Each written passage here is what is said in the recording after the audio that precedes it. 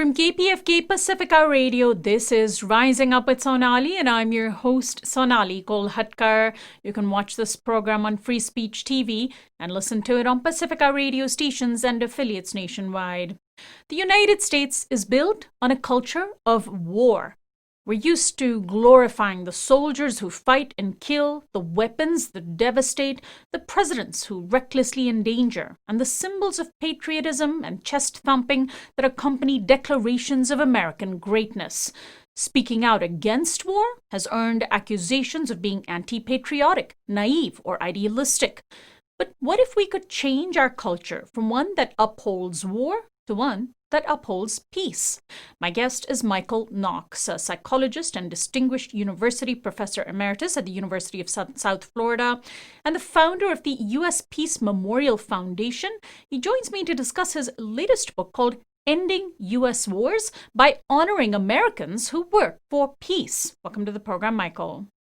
Thank you, Sonali. Happy New Year, and thank you very much for having me on. Thanks so much for joining us. So first, it seems that we take for granted how much the U.S. glorifies war, right? I mean, when there are military flyovers and Americans dutifully go out and admire this hardware that is basically used for death and destruction, we don't necessarily think, oh, what a glorious thing war is. We just accept it. It seems so deeply woven into our culture that we just don't question how pro-war our entire culture is. Mm-hmm. No, we don't. And in fact, the recent flyovers to supposedly thank the healthcare workers here, healthcare workers don't have the masks that they need and the gowns that they need. We don't have a vaccine. We can't even get masks in the drugstores for people, and yet the government's wasting money showing fighter jets streaking across the sky as if that's a way to honor healthcare workers. And when you think about even recent examples like President Biden, his presidential acceptance speech and his nomination acceptance speech both ended with the words, "And may God protect our troops." President Trump always ends his speech with, "God bless our mighty military," or our great military. And this is just part of our culture, and people don't even think, well, why isn't he thanking or blessing teachers or healthcare workers or salespeople or tradespeople or any of the important people that make our communities work and our culture work? Instead, it's just part of what we hear every day and we don't think about it. And I'm wondering if you think that this notion that criticizing war means that you're against the soldiers is part of the issue here. For example, there are a lot of veterans in the United States. Many of them are anti-war, some are not. For those that aren't anti-war, this sense that speaking out against war is a personal slap in their face. Is that part of the problem for why we keep maintaining this pro-war culture? That's part of the culture of war. You can't attend a public ceremony, even a religious ceremony or a basketball game, even in high school, college, nationally, football games. They're always trotting out the soldiers and people stand and applaud. And that's part of reinforcing the culture of war.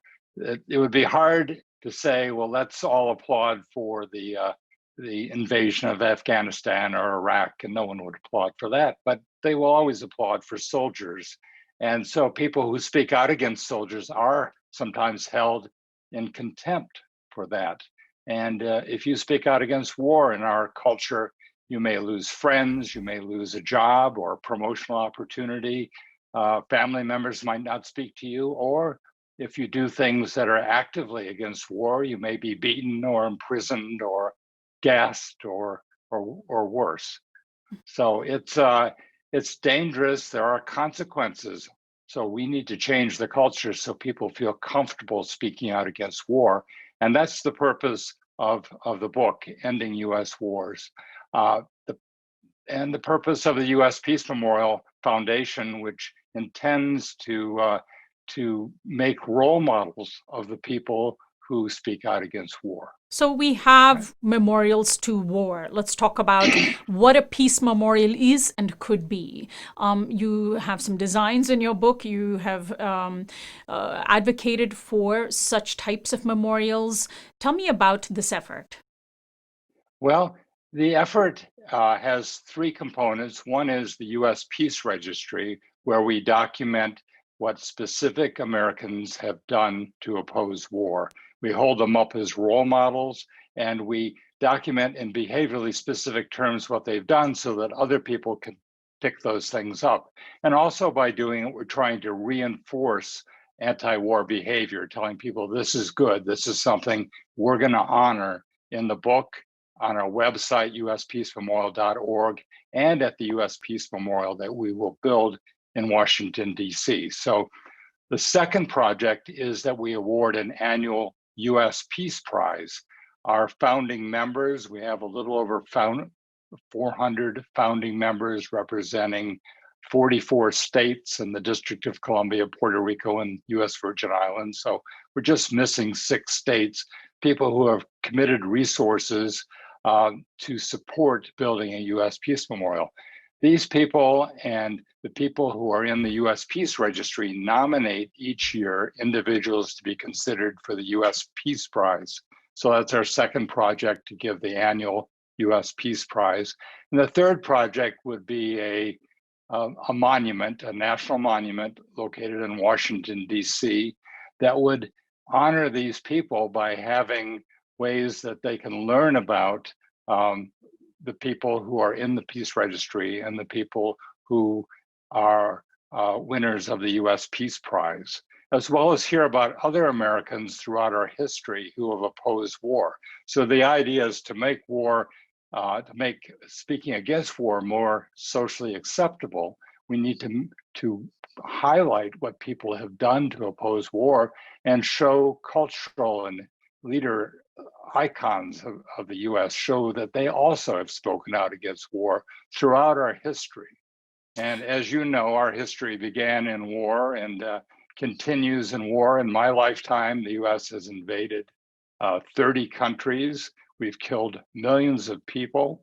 And that is not a peaceful United States. We need to move away from that war culture. And we think the best way to do it is to honor Americans who work for peace, hold them up as role models, eventually get them into history books, make sure our young people are aware of what they've done, who they are, and hold them up as role models and someone who they appreciate. I want to pick up on what you said about the idea of a peace prize. I mean, we have an international version of that, the Nobel Peace Prize, and there are issues with it, of course, but it is a highly coveted prize, even by warmongering leaders in the United States and other countries. And it's really interesting because you have this notion at an international level that those who work to further peace internationally should be upheld. But it's interesting that we don't have something equivalent in the U.S. Yeah, well, we do, and that's the U.S. Peace Prize. It's been awarded for 12 years. It's not known as well, I should say. It's not upheld as much as the Nobel Peace Prize. Yeah. And I sure hope the book will make it more known. But people who have won the prize are truly people who have worked against war.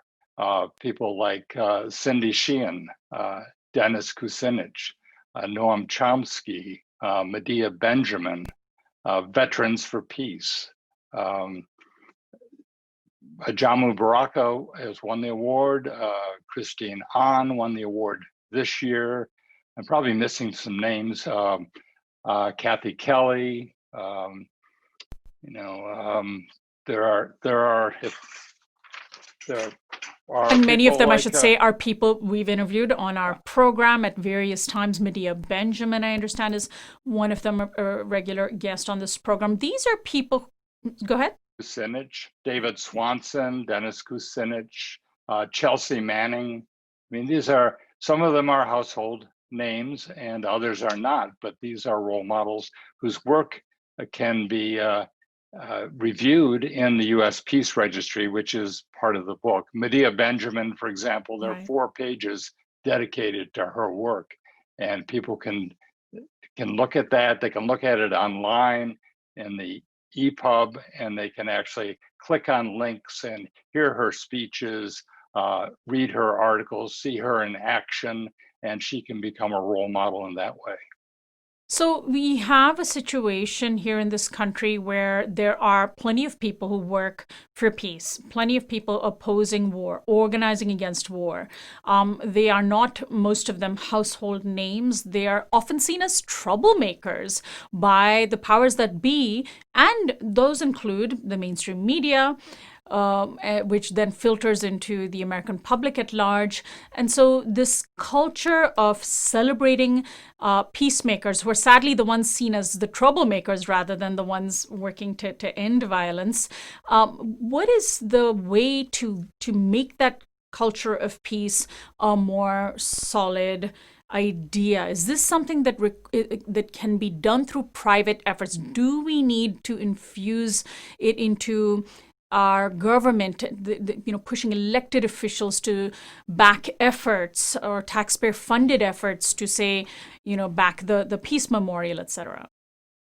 No, I don't think government back, because the government is not really anti-war and never has been. So we're trying. We have founding members, people who have made donations. We have donations ranging from $100 to $35,000. Fundraising needs to pick up, but having the monument so that people can see and read about and learn about these cultural icons is a way to elevate and change our culture.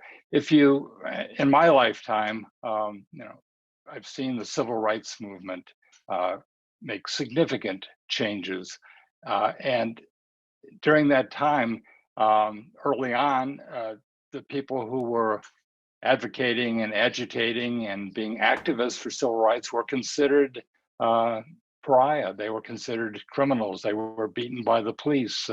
Many people thought that they were troublemakers. Most people thought they were troublemakers. But nowadays, the civil rights leaders are held up in great esteem and are held up as role models. And I think the same thing can happen regarding war, because the Defense Department and the CIA are burning through billions of dollars every year in order to kill people. And we have needs in healthcare, we have needs in disease prevention and control, and education, and climate change. We have all kinds of needs in this country and that require these funds. And I think it is possible to make a cultural change that will allow us to start focusing more on peaceful things rather than killing people in foreign countries. And incidentally, the people that we kill are mostly poor people.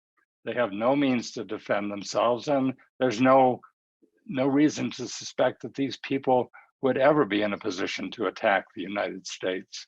And yet we kill them every day. And the Council on Foreign Relations came up with a number of over 26,000 bombings that we conducted in Obama's last year, 2016, killing people in 7 different countries. And this is, of course, a Nobel Peace Prize winner. Yeah, a Nobel, exactly, getting back to that. So when you think about it, I mean, and of course, Trump too escalated wars greatly. There's no question about that. Yeah, we don't get the data about that as easy as it was to come by. But during 2016, that was 3 bombs dropped every hour, 24 hours, 7 days a week, essentially on poor people.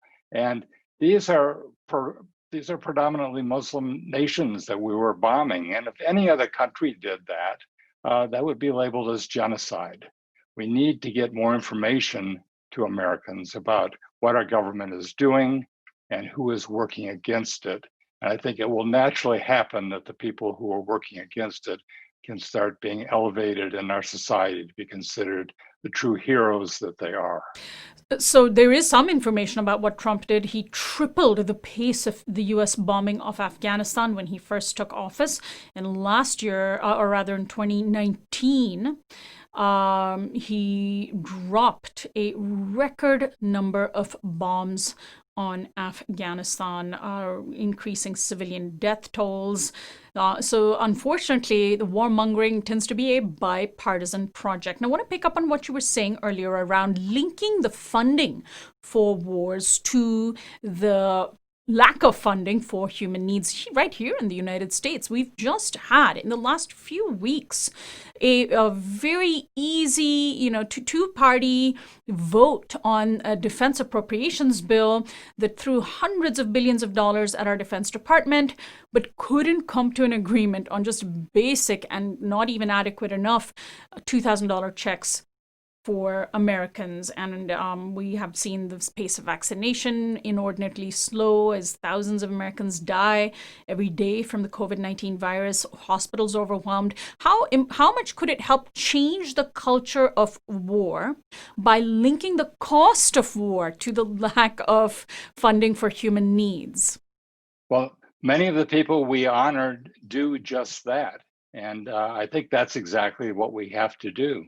We have to continually expose this. And it's very hard to do because a lot of the killing, maybe 30 to 40% of the killing we do overseas, is done by the CIA. And their budget is hard to understand what that even is. And it seems to be unlimited. And I think Americans need to be more aware of what their government is doing in their name. When I was growing up, I was born exactly 9 months to the day after the US bombed Nagasaki. And when I was growing up in school, we often talked about how could the German people have let these atrocities occur, the invasion of countries, the genocide. We often discussed that in classes. And we couldn't understand it. And now I see the American people just sitting back and letting their government do pretty much exactly the same thing. As I say, we've invaded 30 impoverished countries with no ability to fight back in my lifetime. We've killed millions of people. We're involved in genocide at this moment, as far as I'm concerned. And yet the American people stand there and they elect the same kind of people. They elect Democrats and Republicans who are great supporters of war.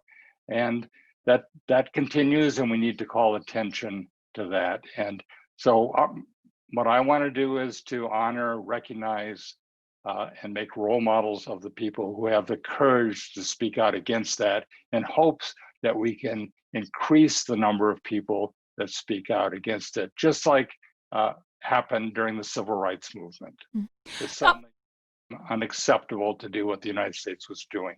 I want to go back to what we started our conversation with, which is that because the soldiers themselves are upheld as personifications of war, speaking out against war is seen as being anti-veteran, anti-soldier, insulting the troops. I'm wondering how that conversation can change. I mean, of course, one way is by upholding the veterans themselves who are anti-war, but in general, I'm wondering if you think that there's a way for us to talk about our anti-war sentiments while making clear that it's not about the individuals who are sent to fight the wars.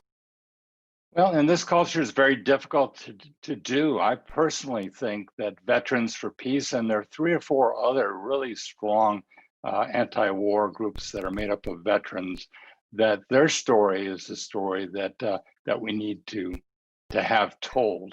And Veterans for Peace was the winner of the U.S. Peace Prize several years ago, and one of the groups we honor.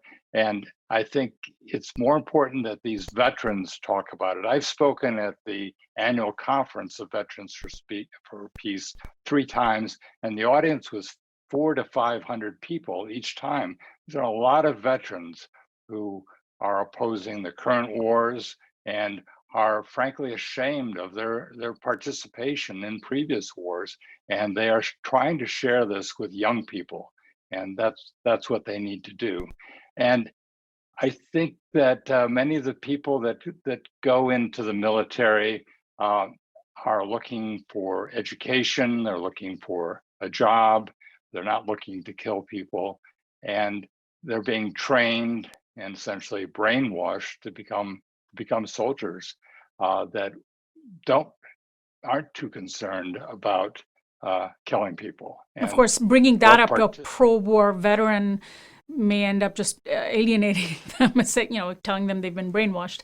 But because if you think of things, they have great health care and they have great educational programs, and they have all kinds of incentives, financial incentives for the soldiers at the lowest levels. They're paid very well compared to other jobs available. And when you think about that, that tells us what we need is health care for all Americans. What we need is free college education for all Americans. We can give other opportunities for these people rather than becoming soldiers. And we can let war is not the answer. Finally, are there other countries where a culture of peace has been fostered successfully that can offer a model for the United States? Well, it's interesting. I've had lots of contacts from Latin America and from Europe asking how we can be a model for that, the U.S. Peace Memorial Foundation, because they're facing the same thing. But if you look at all the countries in the world, the 200 plus countries in the world, very few of them have invaded other countries. It's a handful compared to the 200. So I can't say they have a culture of peace, but they are not invading their neighbors' countries and dropping bombs on their people. The United States is in a rare group. We're the country with the most nuclear weapons. We're the only country that's used them. We use chemical weapons all the time, napalm, Agent Orange, and many others, gases. And we are the leader in these wartime things. And yet, the American people continue to fund it. Michael, I want to thank you so much for joining us today. Where can people find out more about your work in addition to reading the book that you've written, Ending U.S. Wars? Yeah. Well, uspeacememorial.org, without the periods, just uspeacememorial.org. On the homepage, they'll see a cover of the book. They can click on that and they can purchase. They'll tell them what bookstores and online have the books. Just about every bookstore in the world has access to it at this point. I want to thank you so much for joining us today. We'll post a link to that website from our site later today. Good luck with the book.